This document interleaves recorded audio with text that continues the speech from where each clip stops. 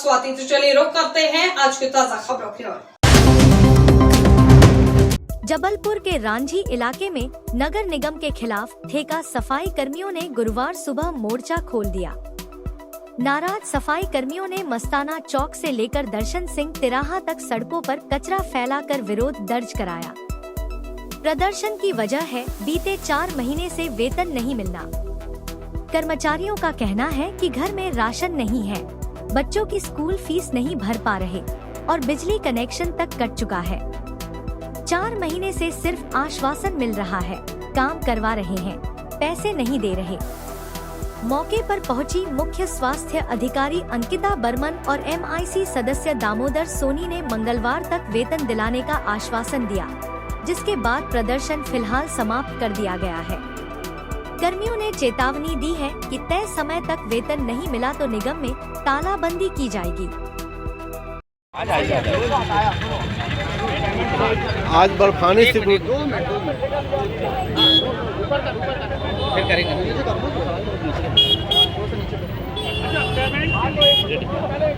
आज ठेका कर्मी जो ठेका कर्मचारी हैं 2 किलोमीटर तक कचरा फैला रहा है, क्या वजह है इसकी? माह जून से बर्फानी सिक्योरिटी के द्वारा भुगतान नहीं किया गया है, क्योंकि उसका मामला माननीय उच्च न्यायालय में विचाराधीन है, जिसके कारण इनको भुगतान में विलम्ब हो रही है। और भुगतान में विलम्ब होने के कारण आज कर्मचारी आक्रोशित हैं और जो भी सफाई पहले से किए हुए थे वहाँ पे गंदगी फैलाए हैं।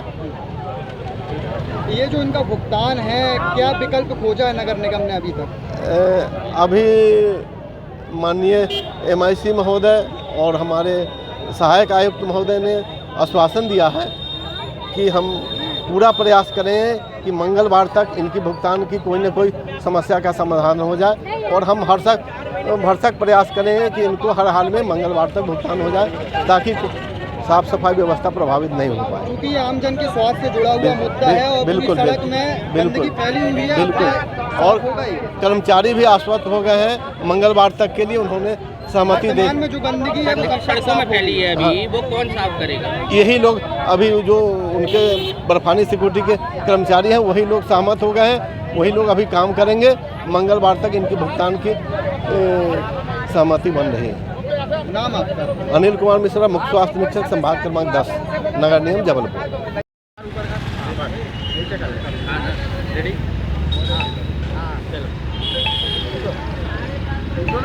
जी, सफाई कर्मियों ने यहाँ पे जो है कचरा फैला दिया था। आप लोग आए हैं, आप लोगों ने स्वयं जो है यहाँ पे कचरा साफ किया है, क्या था ये मामला?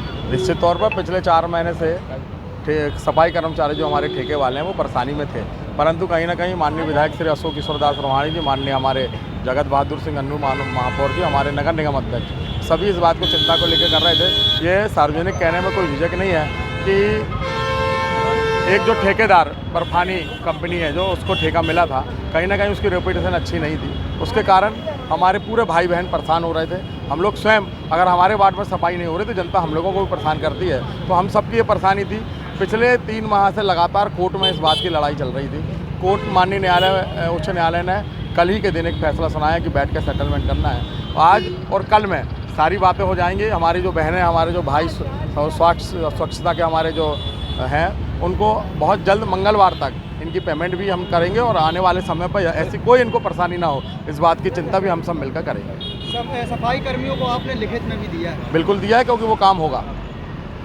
आज सड़कों में कचरा था, स्वयं आपने जो है झाड़ू पकड़ी और अपने।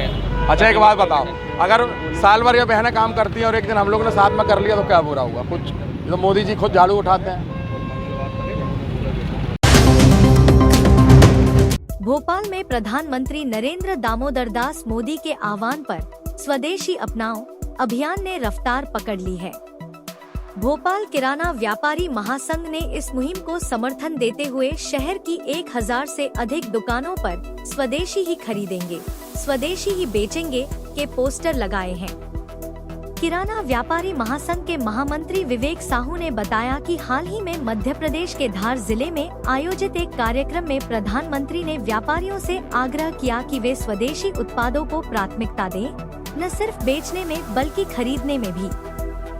प्रधानमंत्री जी के आह्वान पर हम सभी व्यापारी गर्व के साथ स्वदेशी उत्पादों को प्रमोट कर रहे हैं और उपभोक्ताओं से भी यही अपील है कि वे देशी उत्पाद ही खरीदें।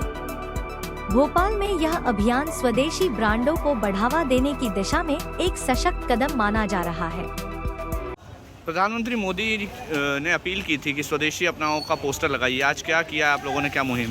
मध्य प्रदेश की धरती पर हर जिले में जिस तरीके से माननीय मोदी जी ने आह्वान किया कि स्वदेशी सामान बनाओ और स्वदेशी सामान बेचो, तो कहीं ना कहीं हम उसको सार्थक रूप से बनाने के लिए आज सभी दुकानों पर, करीब 1000 दुकानों पर आज हम ये पोस्टर्स लगाएंगे, ताकि कम से कम माननीय मोदी जी की बात को हम सार्थक रूप से कर सकें। और सबसे बड़ी बात कि स्वदेशी अपनाना भी इसलिए ज़रूरी है क्योंकि हमें अपनी अर्थव्यवस्था अगर को बनाए रखना है तो स्वदेशी को ही अपनाना है। और अमेरिका के ट्रैफिक बार को जिस तरीके जवाबी कार्रवाई करना है, तो ये स्वदेशी अपनाने पर ही संभव हो पाएगा।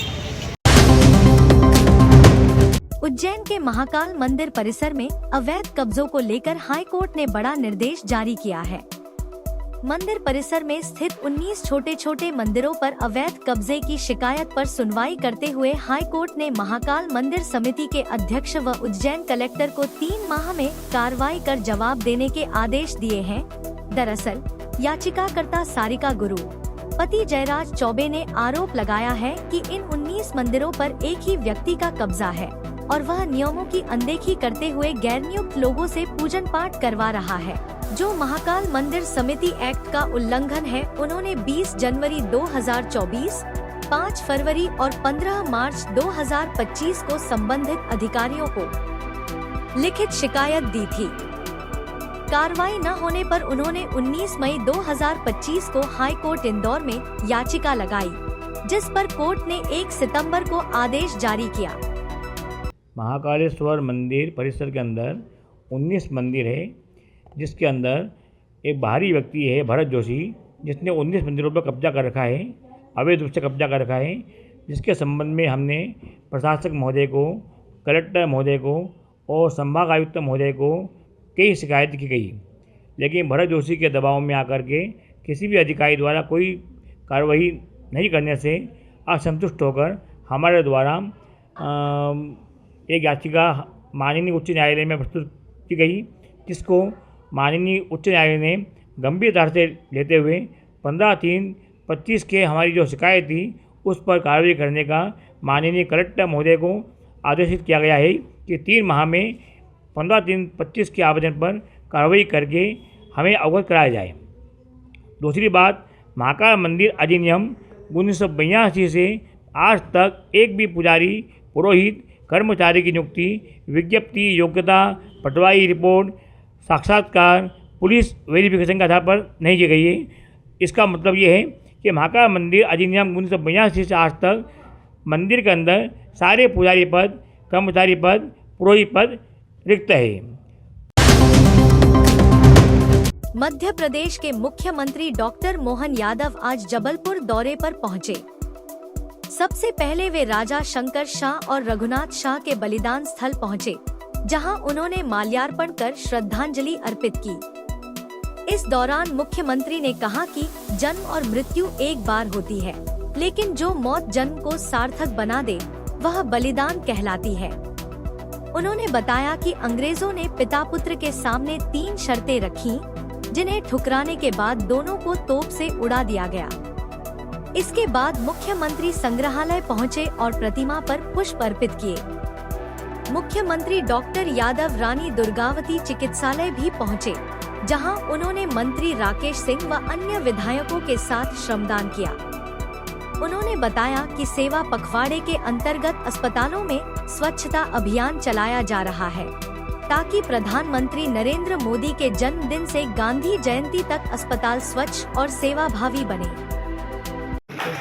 संतोष बरकड़े जी, हमारे माननीय विधायक संतोष बाबू सीधे साथ में कहाँ दम गए।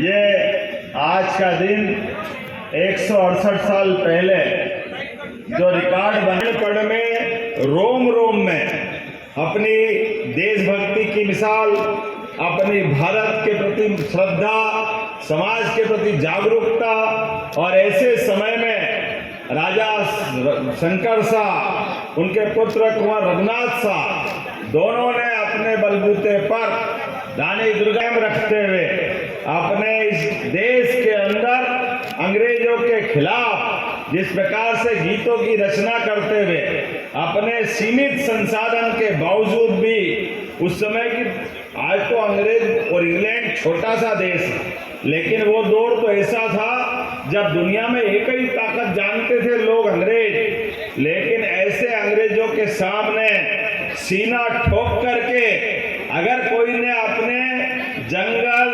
नदी, समाज, राष्ट्र, धर्म बचाने की कोई बात हुई है तो मां रणचंडी दुर्गा को साक्षी बनाते हुए जिस प्रकार से शंकर शाह रघुनाथ शाह ने अपने गीतों की रचना की, अपनी बातों के माध्यम से अंग्रेजों के खिलाफ विद्रोह के साथ देशभक्ति की मिसाल कायम किए। मैं दोनों हाथ जोड़ के प्रणाम करता हूं, उनकी शहादत को स्मरण करता हूं। हमारे लिए प्रेरणा की बात